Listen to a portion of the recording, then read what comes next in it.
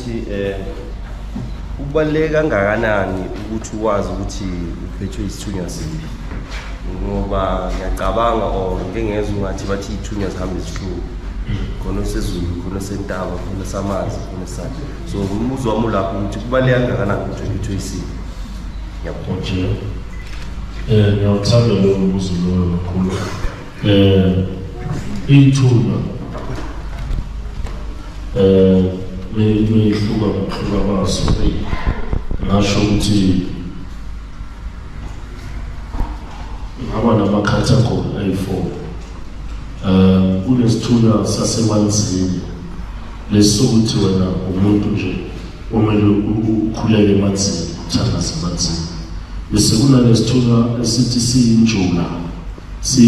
Lesithunywa lesi uzozibona esikhathini esiningi wena uphupha njalo phansi kwamanzi, njalo wena inkosazana. Lapho kusuke kuyisithunywa senjula. Shuthi lapho kubaluleke kakhulu ukuthi sazi njengoba sina ukuthi amele ukuthi wena nesithunywa sasemanzini kuphela. Shuthi ithunywa mawunesithunywa kubalulekile ukuthi ukwenze konke. Yikho ukubona thina sihlezi semanzini nasentabeni, ngoba mesikhuleka entabeni nasemanzini. Senza sure ukuthi le mimoya yonke ihlangane, angeke uthandaze emanzini kuphela, kanti utho ukuthi no, kumele ukhuleke nasentabeni, ngoba lezi zinto lezi zikwela back to emandulo. Ngoba emandulo kukhona abantu bebethandaza entabeni begibele phezulu banesimvula. Those very same people bahamba futhi bayokhuleka emanzini.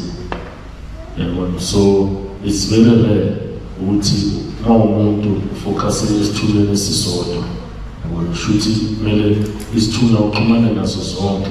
So mawuthandaza emanzini, uthandaze nasentabeni, then umoya wakho ukwazi ukuthi nawo uhlaliseke kahle. Angazi ukuthi uphendulile. Then isithunywa senjula futhi sixhumane nolwandle. Ngoba ulwandle lesithi injula sikhuluma ngento ejule kakhulu, ejuleni kwamanzi. Injula ixhumane nalokho. Bese kuney'thunywa zasentabeni, njengoba shuthi lezo zinto, leyo mimoya kumele ibhalanse, uyokwazi ukuthi nawe mawuthandaza into zakho zihambe kahle. Angazi khona mhlawumbe abanga-understand noma banombuzo.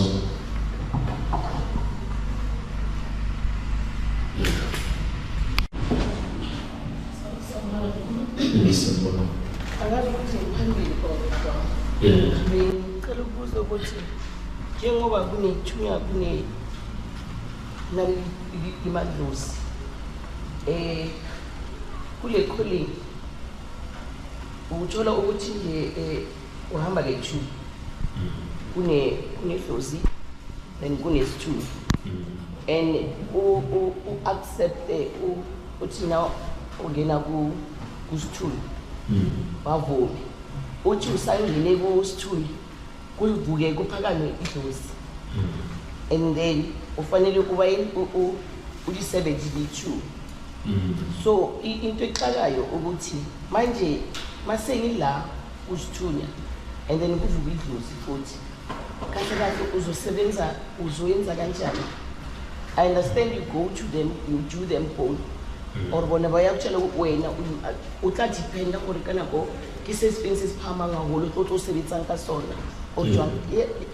I'm so confused my figure that no ngiyawuthanda umbuzo wakho. Umbuzo kamama uthi ukhona abantu abanesithunywa bese kuba khona abanedlozi. Into ebaluleke kakhulu njengoba ngiqala ukukhuluma ngathi umuntu onesithunywa kakhulu sifika ngabaphupho,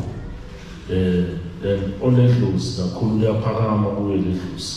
Lo muntu thina uhlezi egula noma lo muntu kwesinye isikhathi angalahlekelwa ingqondo, but isithunywa sona mesiza singenza sivale impilo yakho. Bona nasesikoleni akufundele and manje uthola ukuthi namaphupho wakho ehlezi akuphazamisa. Then into eyenzakalayo, it's rare ukuthi isithunywa nedlozi siphakama ngesikhathi esiyi-1. So kungaqala into yokuqala iphakama, So it's an example now based on me and experience. Now I'm one of those people who have a student, who have a necklace. So me now, a kayamiti bomama, ulapo babekonza khona ezeloni. Ilapo engasho ukuthi baxhumane ngethuba. Then on my father's side, abantu laba babambatha ekhaya kubaba yibo laba abayinyanga abayi. So what happens is when as soon as you cut indlela yakho lesithunywa solungisile lapho, then nalendlozi leyo uzokwazi ukuthi ulungisele. So it's very important ukuthi nakhona mangabe unesithunywa nendlozi u-align izinto uzibhalanse, ungathola no usaphele ukuthi ulungisele isithunywa.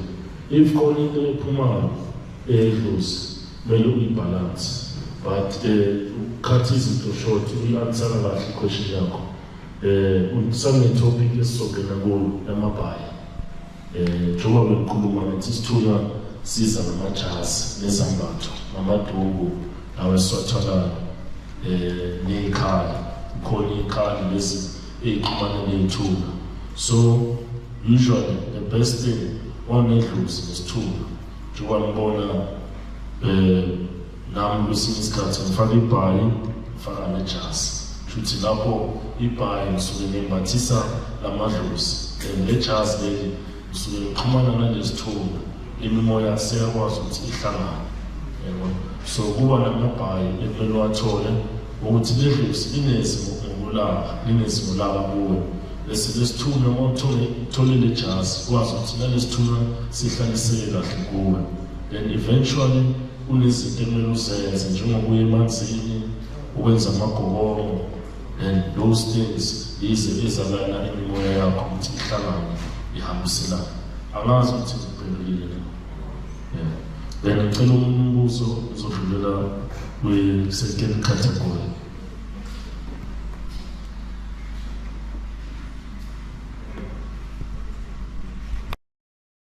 Ngibona i-point umfundisi hayi ukuthi zonke iy'thunywa zihleli, kunesithunywa somnyama sokuthi lapho kunomuntu wakini wayenza izinto ezingcono kodwa ezenza ngomthandazi. So yabona siyithanda ukujula kakhulu. So zikhona iy'thunywa zomnyama. So yikho ukuthi mina ngikhuluma based on my own experience, but bakhona abantu abeye baqala ngokuthwasa, babe izangoma ney'nyanga kuqala. Then umuntu after lapho khane ayolungisa into ezisithunywa. So ukwenza izinto simple yikho engiqale ngithi mina kumele sibheke izinto ama-characteristics ukuthi wena uphakamani kuwe kuqala. Angeke ngibone umuntu mina ovukwa idlozi ngithi hayi wena kumele ngithumise ijazi, shuthi lowo muntu loyo sengimboshele endlela yakhe. Ngoba kukhona abantu umuntu abizule ukuthi ayothwasa straight, lo muntu kumele anesangoma noma afika leli mina namtshela ukuthi ngayinto into engisiza ngayo, ngizobe usemanzini wena uzophupha ukuthi kumele uye kuphi lapho kumele uthwase khona. So to say izinto ngesikhathi short, ungaqala ngokuthwasa ube inyanga noma ubisi, then khani ulungisa indlela zesithunywa. Bakhona I think there are about 4 or 5 people engingabasiza bahamba ngokuthwasa. Abantu babathwasa then khani babuya bazolungisa amajazi. So noma uyothwasa kuney'ndlela zakhona lezi ezenziwayo lapho ukuthi nawe imimoya yakho ihlambuluke ibe clean.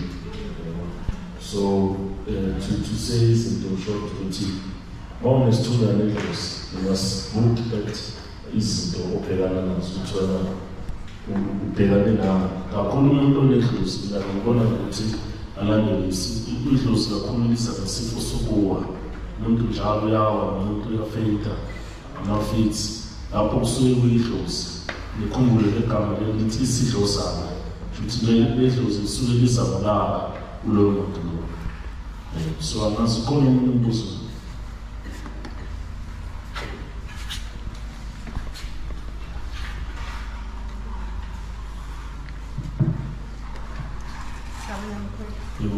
Okay, mina umbuzo wami ukuthi is it possible for umuntu ukuthi abe ne-calling ekubeni ekhaya akaze kaba nesangoma for example? Yeah. No, ngithanda leyo question ngoba ihambelana nale second category esizokhuluma ngayo. So leyo ngizoyiphendula mangena kule second category. Khona umuntu umbuzo? Yebo, Mkhulu. Yebo. Mkhulu, umuntu onesithunywa kodwa ahlala khupha inyoka. Sikhona isithunywa esihambiselana nomoya wenyoka noma idlozi. Okay. No, ngiyawuthanda lowo mbuzo. Inyoka esikhathini esiningi iyisayini yedlozi. Shuthola njalo uma ukhupha inyoka, shuthi bayabonisa abantu bakini. Ngithoke sayibona le ndlela yahamba. Kodwa usanezinto zedlozi kumele uzilungise. Shuthi isuke kini kunalo muntu wayenesimo sedlozi. Kodwa le dlozi ingaqedilelanga. Usanezinto ekumele uzenze ukuthi ulungisele lelo dlozi ukuthi nalo uhlaliseke kahle. So number one thing yokulungisela idlozi abantu abayenzayo nami currently engisiza abantu ngayo engibona ukuthi umuntu unedlozi. The first thing yomuntu umenzela lento ekuthiwa igobongo. Igobongo it's a combination asikhona legama lesilungu but it's a plethora izinto imithi ehlanganisiwe lapho. Leyo mithi mayihlanganiswa wena moyidla sisuke sihlambulula ledlozi ukuthi nawo akube idlozi elihle phezu kwakho so that nawe into zakho zikwazi ukuthi zivuleke ziphambili. Okay. Then angazi khona umuntu umbuzo ngaphambi kwasidlule.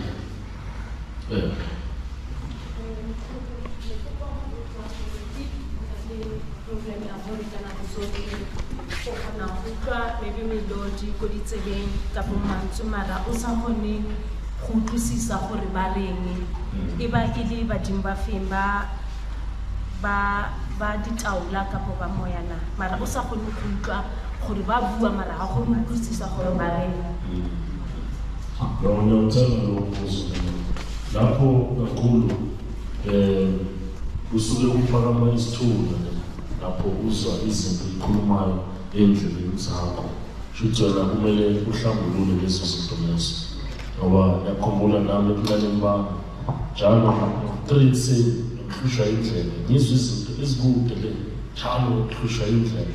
Shuthi kusuke kunalesithunywa lesi sifuna ukuxhumana nawe sikhulume nawe kodwa esingakutholi kahle. Shuthi wena kusanezinto ekumele uyilungise njengokuya emanzini. Ngizothanda ukuthi ngikhulume ngendlela zokuhlambulula isithunywa ngoba ngikhulumile ngedlozi ukuthi sihlambulula ngegobongo. Isithunywa lesi fine sonaso sihlambulula kanjani. First and foremost indlela eziyithunywa ukuthi sihlambulule isithunywa sakho sihamba nawe sokufaka esizibeni amanzi lawa ajulile amanzi amile. Amanzi njengoba amile kuneziba ngasho ukuthi kuneziba ezi-3. Kunesiziba lesi esizungezayo shuthi kunamanzi lapho moya kuwo amanzi ayarawuda enza nje amanzi ahlezi arawuda. Leso isiziba lapho uma ungena khona kulamanzi badipha khona kulapho uhlambulula khona isithunywa sakho.